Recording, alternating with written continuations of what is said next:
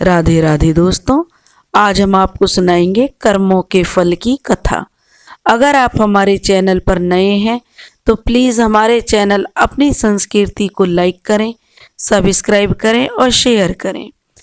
एक गांव में बिमला और कमला नाम की दो पड़ोसन रहती थीं। दोनों आपस में सहेली थीं, लेकिन जो बिमला थी वह कमला से मन ही मन जलन रखती थी। दोनों अवसान माता की पूजा करती, हर जगह जाती, लेकिन जो बिमला थी वह दिखावा ज़्यादा करती थी। कमला थोड़े उससे छोटे घर की थी, तो इसलिए वह उसे हमेशा अपनी अमीरी का रौब उस पर झाड़ती रहती। लेकिन दोनों फिर भी सहेलियां थी, दोनों साथ रहती थी। लेकिन जो कमला थी वह बड़े विनम्र स्वभाव की थी। वह हमेशा सच्चे मन से भगवान की पूजा में लगी रहती। अब दोनों सहेलियां पड़ोस के जो भी काम होता पड़ोस में जाती, तो दोनों साथ जाती। वहीं वे दोनों एक तालाब से पानी भर के लाती, दोनों साथ जाती। जब दोनों साथ तालाब में पानी लेने जाती और उसी से अपना घर का काम करती, लेकिन फिर भी बिमला उससे अंदर ही अंदर जेलिस रखती कि लोग कमला को तो इतना पसंद करते हैं, क्योंकि बिमला थी जो वह मुंह फट थी और हमेशा सबके साथ झगड़ा करती, कड़वे बोल बोलती, हमेशा दूसरों का दिल दुखाती। वह अपनी अमीरी के आगे हमेशा घमंड में रहती थी और दिखावा बहुत करती थी। एक दिन कमला और बिमला नदी पर पानी भरने के लिए गईं, तो दोनों के हाथों में घड़े थे और जब वो पानी लेकर अपने घड़े भरकर लौट रही थी, तभी उन्होंने देखा कि एक पेड़ के नीचे एक बूढ़ी अम्मा बैठी हुई है। वह बूढ़ी माँ उनसे कहने लगी, बेटी मुझे बहुत जोर से प्यास लगी है, मुझे पानी पिला दो। इस पर बिमला तुनक कर बोली, हमें क्या इतना समय है जो हम तुम्हें पानी पिलाएं? हम क्या इसी काम में लगे रहेंगे? अगर तुम्हें प्यास ही लगे तो तालाब कितनी दूर है, जाके पानी पी लो। तब वह बूढ़ी अम्मा बोली, बेटी मैं चल नहीं सकती हूँ, मेरे से ज़्यादा चला नहीं जाता है, इसलिए मुझे बहुत ज़ोरों से प्यास लगी है। लेकिन बिमला ने उसे कई इस तरह की बातें सुना दी और उस पर तो घमंड में अपने में चूर थी और आगे निकल गई। तभी कमला उस बुढ़िया के पास गई, उसे पानी पिलाया। तब बुढ़िया माई बोली, बेटी अब तो तूने मुझे पानी पिला दिया, क्या थोड़ी दूर मेरी कुटिया है, एक घड़ा वहाँ पर भी भर के रख दे, ताकि मुझे जब इसकी आवश्यकता होगी तो मैं पानी लेकर पी लूँगी और अपनी प्यास बुझा लूँगी। कमला बोली, कोई बात नहीं माँ जी, आपकी कुटिया कहाँ है मुझे बता दीजिए, मैं अपने घड़े का पानी उसके अंदर आपके घड़े में डाल दूँगी। तभी बिमला तुनक कर आई और कहने लगी, तुझे घर में काम नहीं है क्या जो चलती नहीं है? तब वह कहने लगी कि बिमला ये बूढ़ी माई है, इनकी बस की चलना नहीं है, थोड़ी दूर पे इनकी कुटिया है, चलो हम इनका घड़ा भर के रखाते हैं। बिमला अनमने ढंग से उसके साथ चली गई। जब बिमला और कमला बुढ़िया माई की झोपड़ी के अंदर पहुंची तो क्या देखती हैं, झोपड़ी के अंदर सोने चांदी के घड़े रखे हुए थे, कुछ घड़े मिट्टी के भी रखे हुए थे। यह देखकर तो बिमला के मन में लालच आ गया और वह सोचने लगी कि कैसे इन घड़ों को हथियाया जाए। तब वह बूढ़ी माँ से बोली, बूढ़ी माँ आप इन घड़ों का क्या करती हो?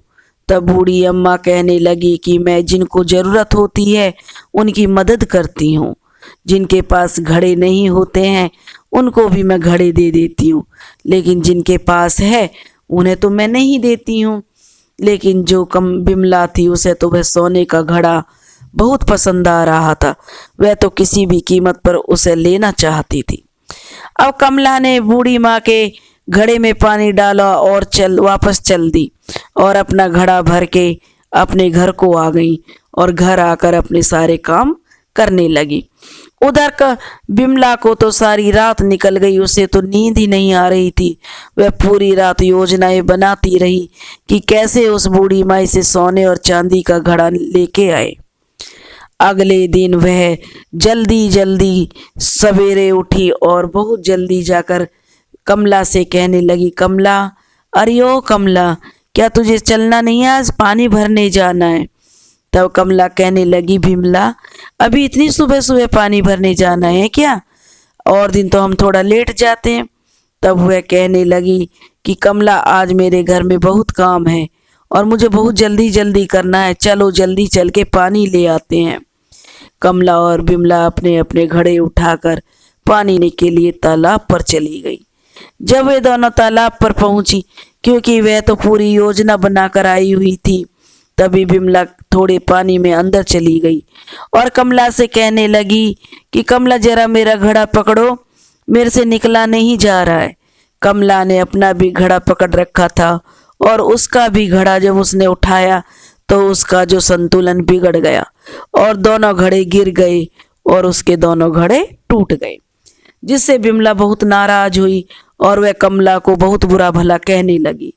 इस पर कमला बिमला से कहने लगी कि बिमला इसमें मेरी क्या गलती है? मैं तो दोनों घड़े लेकर चली रही थी, लेकिन अगर वो गिर गए तो मेरा भी तो घड़ा टूट गया। मेरे घर चल, मैं तुझे दूसरा घड़ा दे दूंगी, मेरे घर पे घड़ा रखा हुआ है। इस पर बिमला बोली कि नहीं, मेरे पास इतना समय नहीं है, आज मुझे तो बहुत काम है, वह भी जल्दी करना है। घर तक जाएंगे तो बहुत लेट हो जाएंगे, क्योंकि घर वहां से काफी दूर भी था। तब बिमला कहने लगी कि कमला चलो उस बूढ़ी माँ के झोपड़ी में चलते हैं, जहाँ कल हम गए थे। बूढ़ी माँ की झोपड़ी में तो बहुत सारे घड़े हैं। बूढ़ी माँ कह भी रही थी कि जिसको घड़े की जरूरत होती है उसको मैं घड़ा दे देती हूँ। तब दोनों बूढ़ी माँ की झोपड़ी के पास गई तो बूढ़ी माँ वहां पर बैठी हुई मुस्कुरा रही थी। तब बूढ़ी माँ कहने लगी कि आओ बेटी, क्या चाहिए? तब बिमला बहुत जल्दी कहने लगी, बूढ़ी माँ मेरे जो घड़ा है इस कमला ने तोड़ दिया है, इसलिए आप मुझे कोई घड़ा दे दीजिए। तब बूढ़ी माँ बोली कि झोपड़ी के अंदर घड़े रखे हुए, जाकर ले लो। तो बिमला बहुत तेजी के साथ झोपड़ी में गई और उसने उस सोने के घड़े को उठा लिया। सोने के घड़े को उठा लिया। तब वह बूढ़ी माँ से कहने लगी क्या मैं यह घड़ा ले लूं? बूढ़ी माँ कहने लगी हाँ ले लो। तब बोली, वह तो मन ही मन बहुत खुश हो रही थी कि चलो मुझे बड़ी आसानी से सोने का घड़ा मिल गया।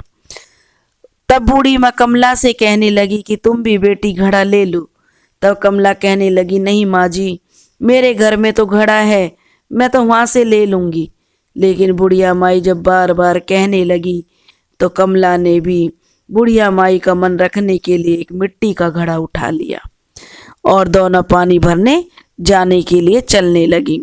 तभी बूढ़ी माई कहने लगी कि देखो ये जो घड़े हैं ये बड़े चमत्कारी घड़े हैं, ये सबको कर्मों के अनुसार ही फल मिलता है, उसी तरीके से इनके अंदर भी गुप्त धन छिपा हुआ है। अब जैसा तुम्हारे कर्म होंगे, अच्छे कर्म होंगे तो तुम्हें इनमें से धन मिलेगा, और अगर तुम्हारे जैसे कर्म है उसका फल वैसा ही मिलेगा। अब दोनों पानी भर के घर जाने लगी। तो बिमला तो बहुत प्रसन्न थी कि उसे तो सोने का घड़ा मिल गया, उसने तो कैसे बूढ़ी माई को मूर्ख बना दिया। और कमला भी के मन में तो कुछ था ही नहीं, वह तो लालच से बहुत दूर थी।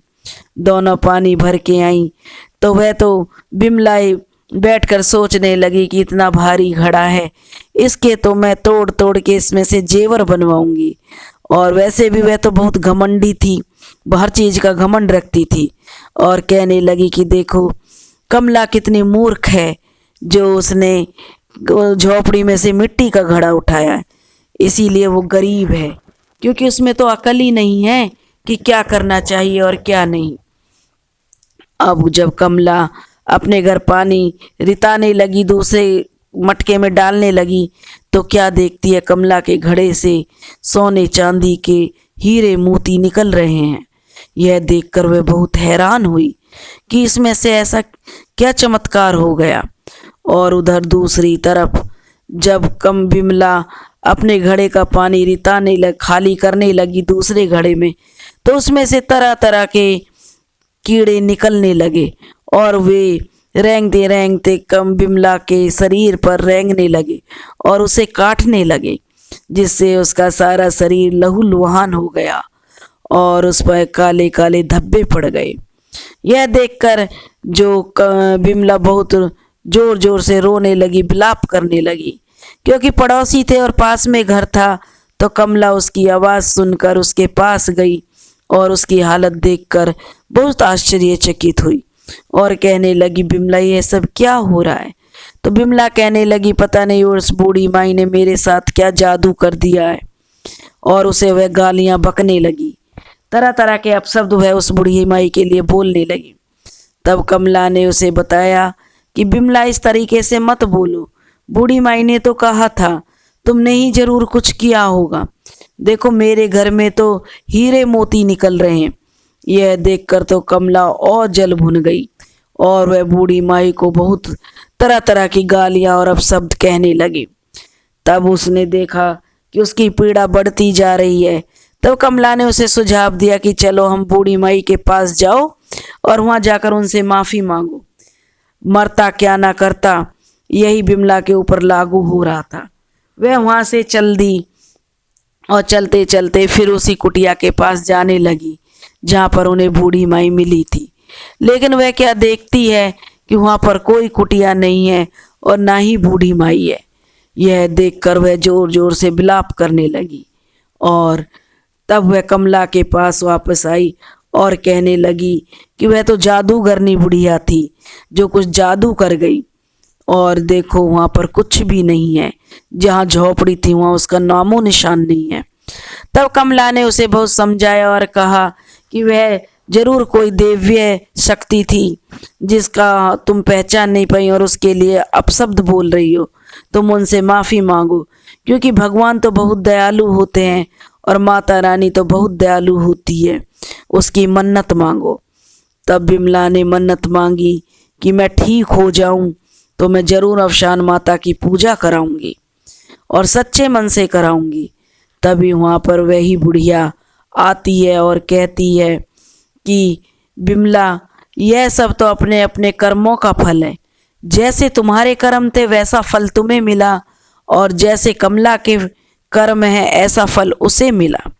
यह देखकर कमला भी आ जाती है, वह भी बुढ़िया माई के पैर छूकर आशीर्वाद लेती है और बिमला भी बुढ़िया माई के पैरों में गिर जाती है और उनसे माफ़ी मांगने लगती है। तब बुढ़िया माई जो साक्षात अवशान माता थी उन्हें दर्शन देती हैं और अंतर्ध्यान हो जाती है। फिर जो बिमला थी वह ठीक हो जाती है और फिर वह बड़े धूम धड़ाके से अवशान माता की पूजा करती है, कहानी आरती कथा कराती है, जिससे उसके घर में फिर से सुख शांति होने लगती है। उधर कमला भी बहुत पैसे वाली हो जाती है, लेकिन घमंड उसको बिल्कुल नहीं छू पाता है। दोनों समय समय पर पूजा करती हैं।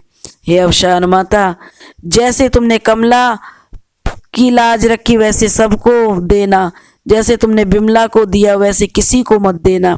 कहते सुनते हुंकारा भरते बोलो अवशान माता की जय। जो ये कथा कह रहे हैं और जो यह कथा सुन रहे हैं, हे अवशान माता उनकी सम्मानों कामना पूरी करना। बोलो अवशान माता की जय।